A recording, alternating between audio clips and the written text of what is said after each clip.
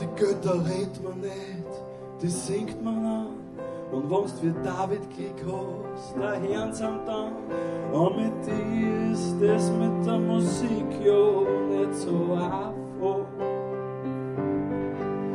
Aber du merkst gleich, wie die Spannung steigt, wenn der Gesang ausbricht und sie aufbäumt, ja dann spielst und merkst und checkst das Halleluja. Das Halleluja, das Halleluja, das Halleluja, Halleluja.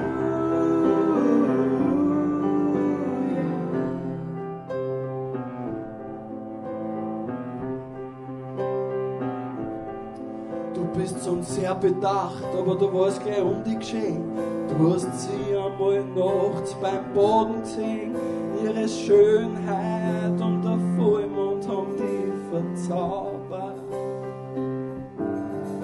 Sie hat dich gefesselt, verwirrt, dein Traum bestiegen, dein Kopf rasiert, aber für die war das alles nur Halleluja.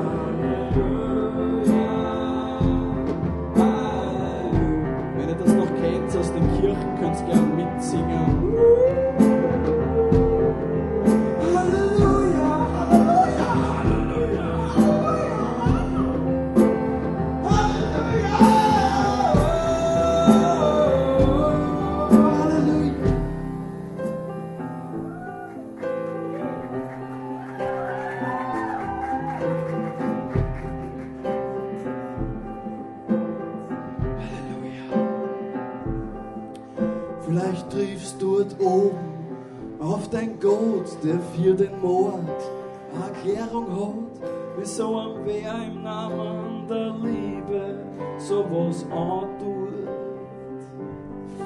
Aber da herunten hört jetzt niemand den Schrei und es schreitet auch bestimmt nicht mehr ein bei dem letzten leisen Halleluja. Halleluja. Halleluja.